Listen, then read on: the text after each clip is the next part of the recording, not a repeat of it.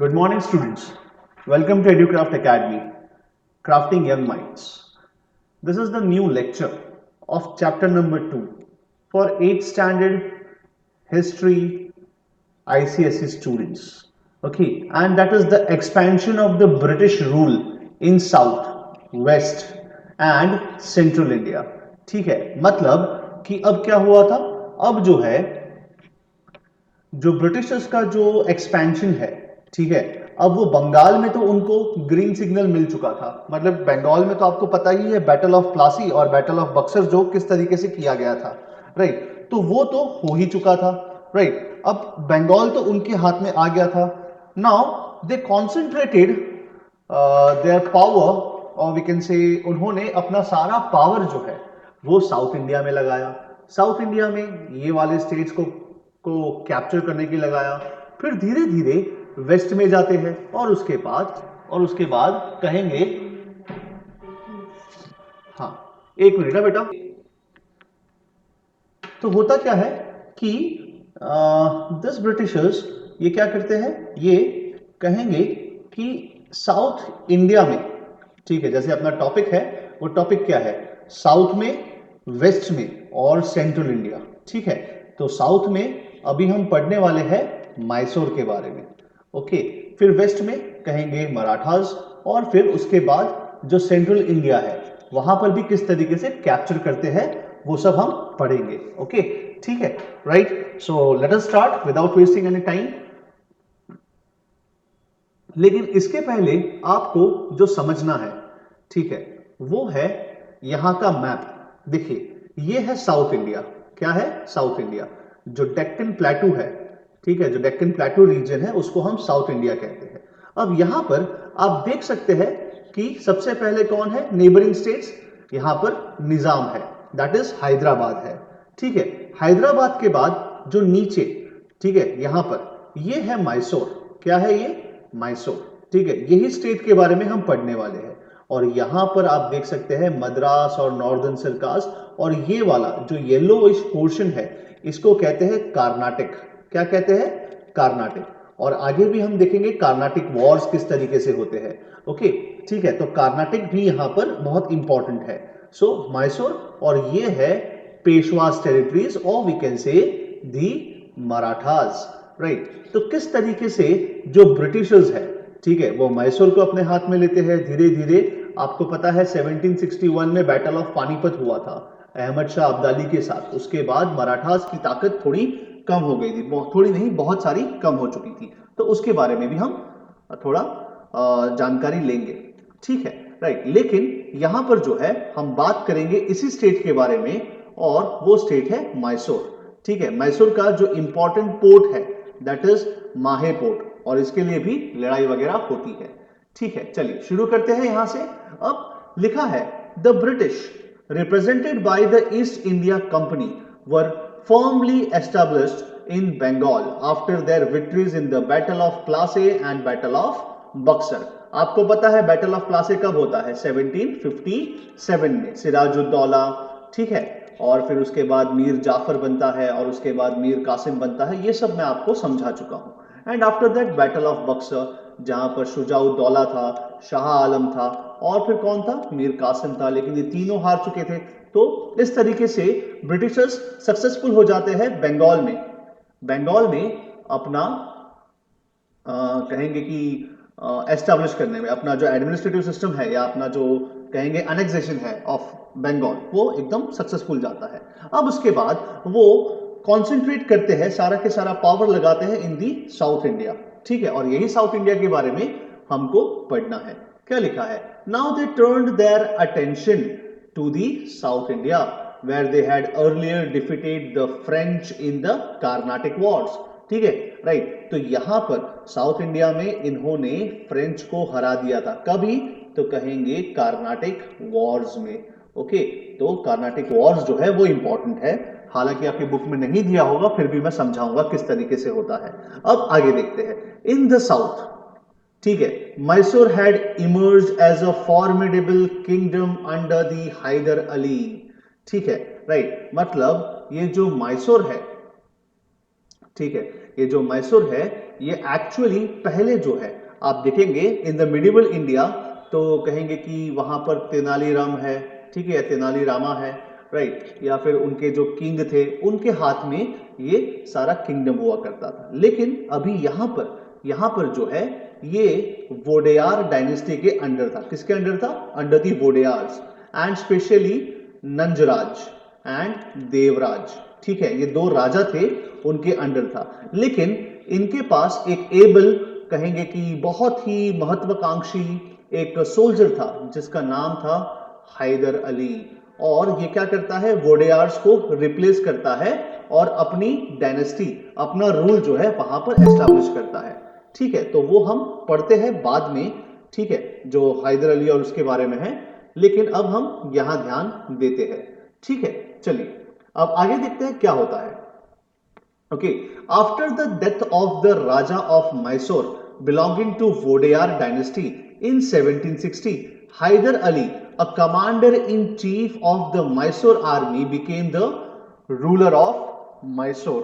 ठीक है, मतलब क्या है कि वोडेयार डायनेस्टी का जो राजा था उसको हटाकर वो क्या करता है, जो उसका कमांडर इन चीफ होता है, एक्चुअली ये कमांडर इन चीफ नहीं होता, ठीक है, राइट, पहले ये कौन होता है? एक छोटा सा सोल्जर होता है। सोल्जर के पद से कमांडर इन चीफ बनता है और कमांडर इन चीफ के पद से कहेंगे रूलर बनता है मैसूर का, Hyder Ali. He greatly expanded his kingdom by conquering many surrounding territories, और आसपास की टेरिटरी, सराउंडिंग टेरिटरीज का मतलब कौन है? हमेशा ये कॉन्फ्लिक्ट में रहेगा किसके साथ? तो कहेंगे मराठास के साथ और निजाम के साथ। ठीक है, ये दो उसके सबसे बड़े दुश्मन थे, ऐसा ये लोग भी मानते और वो भी मानता ही था। लेकिन कहीं ना कहीं मैं कहूंगा इंग्लिश भी क्या है, शामिल थे इनके साथ, और मैसूर को इनके ही हेल्प से इन्होंने जो है कैप्चर कर लिया। ओके, ठीक है, अब देखते हैं आगे। Conquest of Mysore, conquest of Mysore by the British, ये हमारा नेक्स्ट टॉपिक है। यस, कौन बोल रहा है? Sir, what was the area of capturing of Masoor Ali? Mysore Ali कौन है? नहीं सर, कौन सा एरिया मैसूर अली ने कैप्चर किया था? मैसूर अली कौन है पर? नहीं सर, वो हैदर अली, सॉरी हैदर अच्छा, अली। हैदर अली, अच्छा ठीक है। हैदर अली ने पूरा मैसूर कैप्चर किया था। देखिए यहां पर आप देख सकते हैं, राइट, मैसूर ये वाला एरिया था। आप टेक्स्ट बुक में भी देख सकते हैं, this is the print of A text book only, ठीक है, तो वहां से आप देख सकते हैं। ठीक है, चलिए अब आगे देखते हैं। इसके बाद कॉन्क्वेस्ट। अब कॉन्क्वेस्ट में सबसे पहले तो हमें समझना है हैदर अली के बारे में, कि किस तरीके से हैदर अली जो है वो मैसूर का राजा बनता है। उसकी पहले कहानी देखते हैं, ठीक है, कि किस तरीके से मैसूर का राजा बनता है। और उसके बाद हमारे पास फर्स्ट एंग्लो मैसूर वॉर है, सेकेंड एंग्लो मैसूर वॉर है, थर्ड एंग्लो मैसूर वॉर है और फोर्थ एंग्लो मैसूर वॉर है, राइट, और जिसमें हैदर अली का बेटा टीपू सुल्तान भी था। ओके, ठीक है, लेकिन ये सब बाद में, पहले अपने कुछ पढ़ लेते हैं हैदर अली के बारे में या जो भी उसकी चीजें हैं उनके बारे में। ठीक है, अब देखिए क्या लिखा है। 18th century India provided very favorable circumstances for the rise of many adventurers both in the north and in the south. One such soldier of fortune, that is Hyder Ali. ठीक है, मतलब क्या है, 18वीं शताब्दी में 18th सेंचुरी में, ठीक है, मतलब बहुत सारे ऐसे फेवरेबल सर्कमस्टेंसेस आए जहां पर मिलिट्री एडवेंचर्स हुए, जो नॉर्थ में भी हुए, साउथ में भी हुए, ठीक है। लेकिन एक ऐसा सोल्जर था जो अपना फॉर्च्यून, अपना लक लेके आया था, और वो कौन था? हैदर अली था। कौन था बेटा? हैदर अली। वो कब जन्मा था? 1721 में जन्मा था। ठीक है, क्या लिखा है? Haider Ali born in 1721 started his career as a horseman. सोचिए, एक घुड़सवार के पोजीशन पे वो अपना करियर शुरू करता है, ठीक है, अपना जो कैरियर है वो शुरू करता है as an horseman, right, and rose to the position of the ruler of Mysore. सोचिए कितना बड़ा मतलब हाथ मारा है। एक थोड़ा लैंग्वेज में अगर इनफॉर्मल लैंग्वेज यूज करूंगा तो कितना बड़ा हाथ मारा है, मतलब हॉर्समैन से क्या बना? रूलर बना। लेकिन जर्नी बहुत ही कहेंगे स्ट्रगल वाली थी। ठीक है, अब देखिए क्या लिखा है, the process of usurpation of royal authority of Wodeyar. ठीक है, अब ये असर्प्शन क्या होता है? असर्प्शन का मतलब है कहेंगे, या यूसर्प्शन का मतलब है कहेंगे कि निगलना एक तरीके से, नो किसी का चीज को ले लेना, उसको कहते हैं असर्प्शन। क्या है? यस, कॉन्फिस्केट करना, जब्त कर लेना, उसको कहते हैं हम लोग usurpation, right? So the usurpation of royal authority of the Wodeyar ruler, that is Krishnaraj, okay, started during 1731 to 1734 when two brothers, that is Devraj, the commander in chief, and Nanjaraj, the controller of the revenue and finance. मैंने आपको इन दोनों के बारे में बताया है ना कि वोडेयार डायनेस्टी में दो जो राजा बने, दैट इज देवराज और नंजराज। ठीक है, देवराज कौन था? तो कहेंगे कमांडर इन चीफ था। नंजराज कौन था? तो कहेंगे controller of the revenue and finance. ठीक है, वो लोग they control the real power in the state.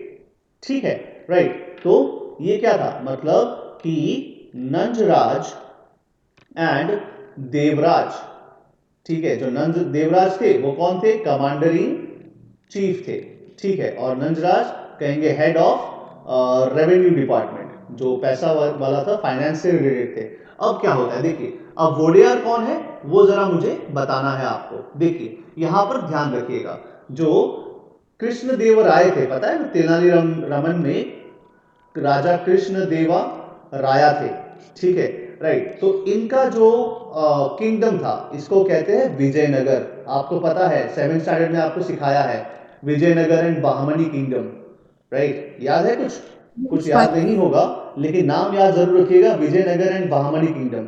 So this Vijayanagar kingdom, तो यहां से एक डायनेस्टी था जो वोडेयार डायनेस्टी था, जो मैसूर पे रूल करते थे। ठीक है, तो वोडेयार डायनेस्टी के बारे में हम जरा जानते हैं क्या लिखा है। हाँ बोलिए। Sir, these two dynasties, Krishnadev Rai and other two, fight for the land. Yes yes yes yes बेटा। ठीक है, अब आगे देखते हैं क्या लिखा है। लिखा है the chiefs of Mysore were feudatories of the Vijayanagar kingdom. ठीक है, इन 1612, अब कहा है मेडिवल इंडिया में जाते हैं, मेडिवल में। ठीक है, 1612 में, मतलब 17वीं शताब्दी में। ठीक है, राइट, सॉरी 15th सेंचुरी। कोई और someone is trying to enter. कौन आया भाई? माही परमार, साहिल परमार है। ठीक है, चलिए अब आगे देखते हैं इसके बाद क्या लिखा है। लिखा है in 1612 king Venkata two permitted Raja Wodeyar to assume the title of Raja of Mysore. ठीक है, मतलब क्या है कि इस जमाने से जो वोडेयार थे, राजा ऑफ वोडेयार, राजा वोडेयार नाम है उनका, राजा वोडेयार, उनको एक टाइटल दिया गया। क्या टाइटल दिया गया? राजा ऑफ मैसूर। ठीक है, मतलब ये मैसूर के ही राजा थे।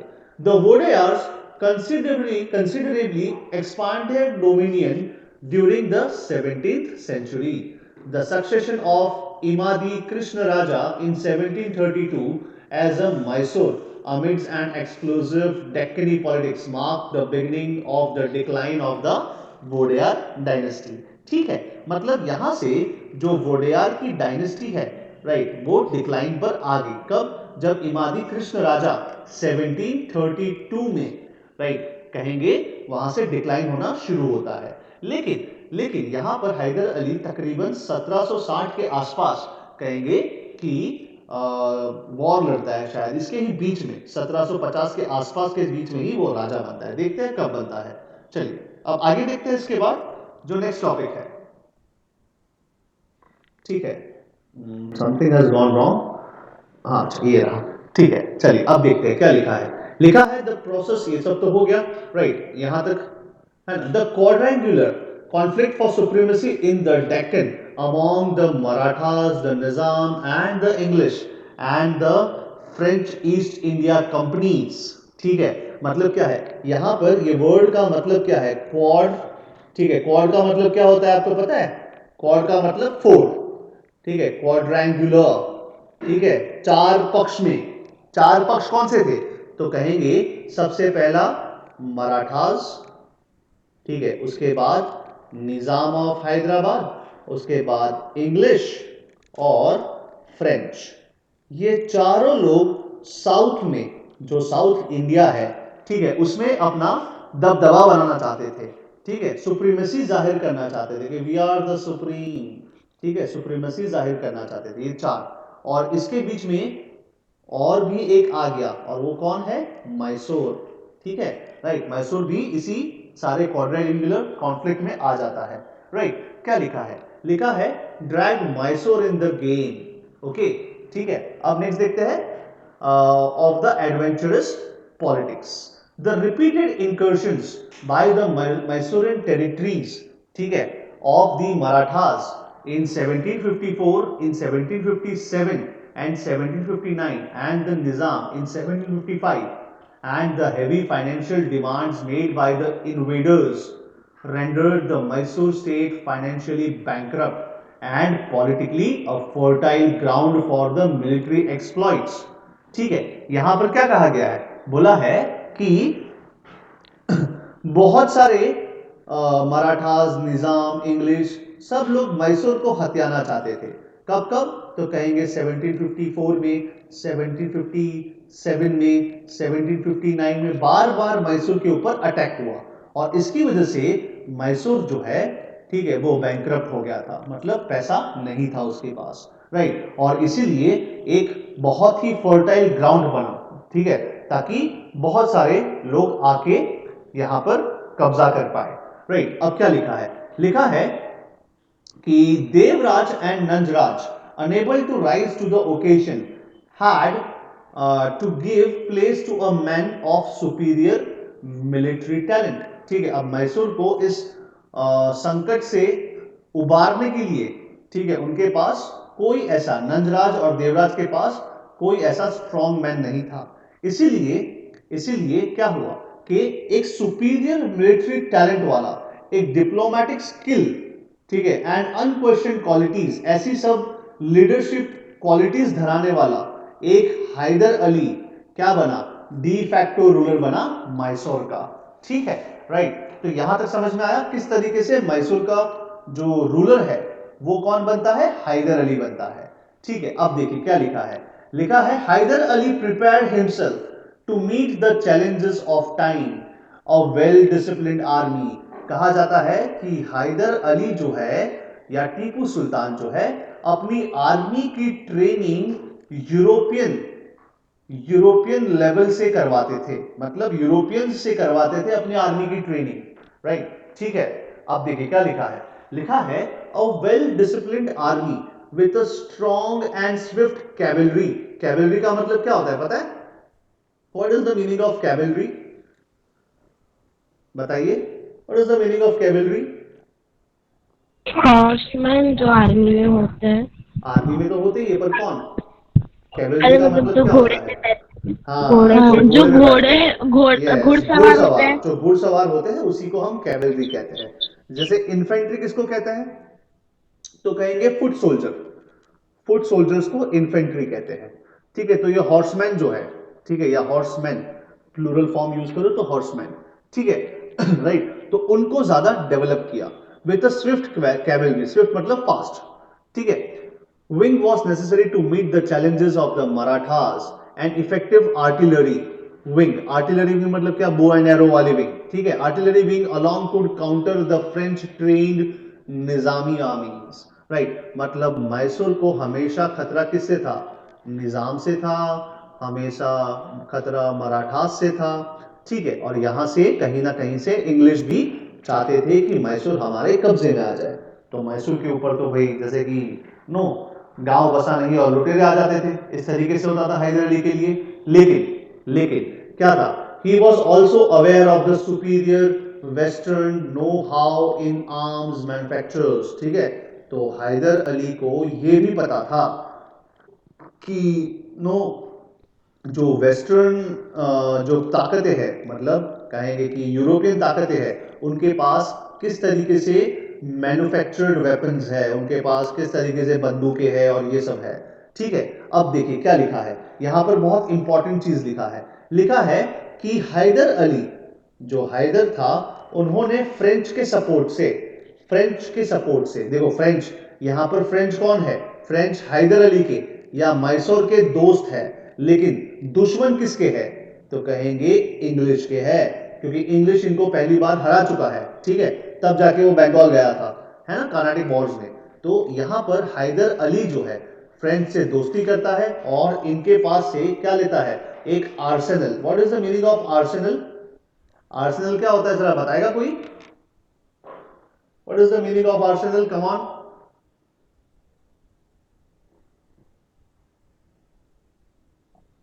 नहीं पता? आर्सेनल का मतलब क्या होता है बेटा? किसी को नहीं पता? चलिए कोई नहीं, आर्सेनल का मतलब वो फुटबॉल क्लब तो है ही, ठीक है, राइट।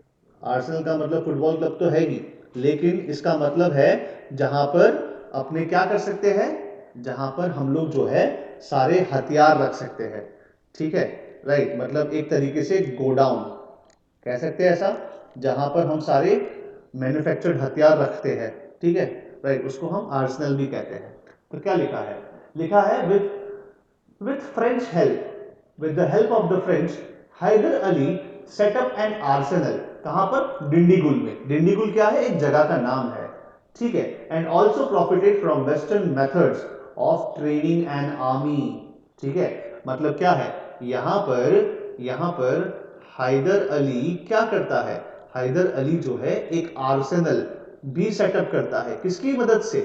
फ्रेंच की मदद से। और इनके साथ साथ अपनी आर्मी को वेस्टर्न वॉरफेयर मेथड, ठीक है, या कहेंगे कि कला सिखाता है, जो यूरोपियन देशों के पास थी वैसी कला सिखाता है अपनी आर्मी को, ठीक है, ट्रेनिंग एंड आर्मी, राइट, ठीक है। अब देखिए क्या लिखा है। Above all he learned the art of permutation and combination at diplomatic chessboard। मतलब यहां पर क्या है कि किसको किस तरीके से हैंडल करना है, निजाम्स को अलग तरीके से हैंडल करना है, मराठास को अलग तरीके से हैंडल करना है, इंग्लिश को अलग तरीके से हैंडल करना है, ये सब हैदर अली को बहुत ही अच्छे से पता था। इसलिए वो क्या था? एक अच्छा डिप्लोमेट था। और डिप्लोमेट क्या करते हैं? हमेशा बातचीत से, ठीक है, मसला सुलझाते हैं। वॉर लास्ट उनका कहेंगे ऑप्शन होता है, राइट, ओके। तो किस तरीके से ये अच्छा डिप्लोमेट था वो भी आगे देखते हैं। अब देखिए क्या लिखा है। लिखा है यहां पर कि ड्यूरिंग 1763 हैदर अली कॉन्क्वर्ड हॉस्कोट, बोर्ड बेलापुर, सेरा, बेंगलुरु एक्सेट्रा। मतलब क्या है? ये कई कई नए एरियाज उसने यहां पर सेटअप किए। और बहुत ही इंपॉर्टेंट जो पॉलीगर्स थे, पॉलीगर्स कहेंगे एक ट्राइब है, उनको भी अपने अंडर ला दिया, ठीक है। तो क्या लिखा है? And subjugated the poligars of south India, okay, ठीक है। तो ये था उनका मेन एम। जो हैदर अली बहुत ही ज्यादा एबल रूलर था, ठीक है, एकदम बढ़िया से डिप्लोमेट था। लेकिन अब यहां पर देखिए क्या लिखा है। आपको पता है पानीपत की बात मैंने अभी स्टार्टिंग में की है ना, तो क्या लिखा है? The Marathas who had recovered fast from the Panipat the battle in 1761 under Peshwa Madhav Rao frequently raided Mysore territory, ठीक है। मतलब क्या है? यहां पर मराठास की जब हार होती है पानीपत में, ठीक है, जब पानीपत में 1761 में जब हार होती है, उसके बाद अंडर पेशवा माधव राव, ठीक है, माधव राव के मतलब कहेंगे कि रूल में, ठीक है, वो एकदम जल्दी रिकवर कर देते हैं। और फिर क्या करते हैं? और बाजू का जो स्टेट था, जो नेबरिंग स्टेट था मैसूर पे, उस पे बार बार रेड्स करते थे। रेड्स का मतलब लूटपाट मचाना, वॉर करना, एक तरीके से उस तरीके से, ठीक है। तो क्या लिखा है? लिखा है Madhav Rao frequently raided Mysore territory and defeated Hyder Ali in 1764, ठीक है, 1766 and again in 1771। समझ में आया? ठीक है। तो इतने सारे बार मराठास ने मैसूर को हराया था। Compelling Haider to buy off the Marathas as also to surrender some important territories to them, ठीक है। और क्या किया? मराठास ने कंपेल किया, मजबूर किया। किसको मजबूर किया? हैदर अली को। बोला कि भाई मैसूर की थोड़ी बहुत टेरिटरीज अब तू हमको दे दे, मराठास को दे दे, इस तरीके से किया, ठीक है। लेकिन यहां पर देखो क्या लिखा है, लिखा है quick to take advantage of political confusion at Poona. अब आपको पता है पूना में कौन थे, पूना में पेशवास थे, याद है आपको, ठीक है, याद होना चाहिए, राइट। तो अब क्या हुआ कि यहां पर जब जब माधव राव की डेथ हो जाती है, क्या लिखा है, quick to take advantage of the political confusions at Poona after the death of Peshwa Madhav Rao in 1772, Hyder Ali during 1774 and 76 not only recovered all the territories earlier surrendered to the Marathas but acquired Bellary, Kudappa, Guti, Kurnool and important territories of Krishna Tungabhadra Doab। मतलब यहां पर जैसे ही मराठास कमजोर पड़े, जैसे ही माधव राव का death हो जाता है और वहां पर पॉलिटिकल कंफ्यूजन होता है, ठीक है, तो क्या करता है हैदर अली जो है अपनी जितनी टेरिटरीज मराठास को उसने दे दी थी वो उनसे वापस ले लेता है, वापस ले लेता है, ठीक है, राइट। एंड उसके साथ साथ क्या करता है, एक्स्ट्रा टेरिटरीज भी कहीं ना कहीं कैप्चर करता है, और वो territories Bellary, Cuddapah, Gooty, Kurnool, important territories in Krishna Tungabhadra doab. Krishna क्या है, कृष्ण तुंगभद्रा रिवर है, साउथ इंडिया की दो रिवर है, कृष्णा, ये कृष्णा है, ये तुंगभद्रा है, तो ये वाले एरियाज के अंदर जो दोआब है, दोआब मतलब ये वाला एरिया, ठीक है, ये भी अपने अंडर ला देता है। ओके, समझ में आया इधर तक, समझ में आया बेटा? Yes. ओके ओके, ठीक है। अब आगे देखते हैं क्या होता है, ठीक है। अब यहां से हमारा टॉपिक शुरू होता है। अभी तक मैंने हैदर अली के बारे में थोड़ा बैकग्राउंड दिया है, ठीक है, जो बैकग्राउंड था वो आपको समझ में आ गया कि किस तरीके से हैदर अली और मराठास के बीच में दुश्मनी थी या किस तरीके से निजाम के साथ था। लेकिन अब यहां पर फर्स्ट एंग्लो मैसूर वॉर की अगर बात करें, ठीक है, तो सबसे पहले तो हमें यहां पर जो है ध्यान रखना है कि ये कौन से स्टेट्स है। तो ये नेबरिंग, जब आप ज्योग्राफी अच्छे से सीखेंगे, भारत का उस समय का ज्योग्राफी जब अच्छे से सीखेंगे तो आपको अच्छे से समझ में आएगा, ठीक है। चलिए अब आगे देखते हैं इसके बाद। The first Anglo Mysore war, ठीक है, कब होता है, 1767 में। खत्म कब होता है, 69 में। इतने समय के लिए वॉर होता है, ठीक है। अब आप समझिएगा कि इतने लंबे समय के लिए वॉर होता है, मतलब ऐसा नहीं कि 2 साल तक कंटिन्यूसली बैटलफील्ड में वॉर होता है, नहीं, कहीं ना कहीं छोटी मोटी झड़प, कहीं पर मेजर वॉर्स, इस तरीके से, मतलब मोटा माटी अगर कहें तो 2 साल तक ये कहीं ना कहीं ये डिस्प्यूट चला, that is first Anglo Mysore war. अब देखिए यहां पर इंग्लिश को बड़ा गुमान था, ठीक है, कि इजीली हमने बंगाल को कैप्चर कर लिया है तो मैसूर को भी हम आसानी से कैप्चर कर लेंगे। लेकिन ये घमंड तोड़ दिया गया, ठीक है, इंग्लिश का जो ये घमंड था वो तोड़ा हैदर अली ने। देखते हैं क्या होता है, हैदर अली के रिस्पेक्ट से ही हम पढ़ेंगे। लेकिन ध्यान रखिएगा यहां पर बहुत इंपॉर्टेंट चीजें हैं जो आपको समझनी है। जैसे यहां कहीं पर आरकोट है, ठीक है, कर्नाटक का जो कैपिटल है वो आरकोट यहीं पर है, मद्रास भी यहीं पर है, मद्रास उस समय पे इंग्लिश के हाथ में हुआ करता था, ठीक है। अब देखिए ये माहे को लेकर भी झगड़ा होता है, वो भी आपको समझाता हूं, ओके, ठीक है। अब देखिए फर्स्ट एंग्लो मैसूर वॉर लिखा है, blinded by their easy successes in Bengal the English concluded a treaty with Nizam Ali of Hyderabad in 1766। याद रखिएगा क्या है कि निजाम को, सभी को एक साथ नहीं लड़ना है, उनका ब्रिटिश का जो मेन एम क्या था, मेन एम था कि निजाम को हराइए, मराठास को हराइए और मैसूर को भी हराइए। लेकिन क्या तीनों को एक साथ हरा पाते ब्रिटिशर्स? तो कहेंगे नहीं। तो क्या किया, टर्न बाय टर्न, वारा पछी वारो, है ना, पहला तारो पछी आनो, काइंड ऑफ दैट थिंग, ठीक है, राइट। सो ध्यान रखिएगा कि तीनों को एक साथ नहीं हैंडल किया, one by one, turn by turn, ठीक है। इसीलिए क्या किया, सबसे पहले तो 1766 में निजाम को अपना दोस्त बना लिया, ठीक है। तो बस वही लिखा है, क्या लिखा है कि दे concluded a treaty with Nizam Ali of Hyderabad in 1766 and in return for surrender of northern sarkars committed the company to help the nizam with the troops in his war against Hyder Ali, ठीक है। क्या बोला है, बोला है कि एक काम करो, तुम ट्रीटी कर लो हमारे साथ, और ट्रीटी में हमें थोड़ी बहुत कर्नाटक की जगह है, ठीक है, दैट इज नॉर्दर्न सरकार, ठीक है, या करकार, जो भी आप कहेंगे, सरकार ही कहते हैं इसको, तो नॉर्दर्न सरकार हमें दे दो, ठीक है। बदले में हम तुम्हें क्या करेंगे, बदले में हम तुम्हें प्रोटेक्ट करेंगे, किसके खिलाफ, तो कहेंगे प्रोटेक्ट करेंगे अगेंस्ट हैदर अली, अगेंस्ट मैसूर, ठीक है, अगेंस्ट मैसूर हम तुम्हें हेल्प करेंगे, राइट। तो निजाम बोला बढ़िया बात है, ठीक है। तो क्या हुआ कि यहां पर एक को दोस्त बना लिया अभी, ठीक है, एक एनिमी, हालांकि ये एनिमी ही था इंग्लिश का, लेकिन क्या करा, इसको अभी फॉर टाइम बीइंग इसको दोस्त बना लिया। अब देखिए क्या होता है उसके आगे, आगे लिखा है Hyder had already Hyder already had territorial disputes with the ruler of Arcot and differences with the Marathas. Suddenly, Hyder found a common front of Nizam, the Marathas and the Nawab of Karnataka operating against him. ठीक है, मतलब यहां पर क्या है, यहां पर जो मैसूर है, जो हैदर अली है, इसका हमेशा से निजाम के साथ टेरिटरी को लेकर, सीमाओं को लेकर कहीं ना कहीं कहेंगे डिस्प्यूट चलता था। इनको पेशवा के साथ हमेशा, या मराठास के साथ हमेशा टेरिटरी को लेकर डिस्प्यूट चलता था।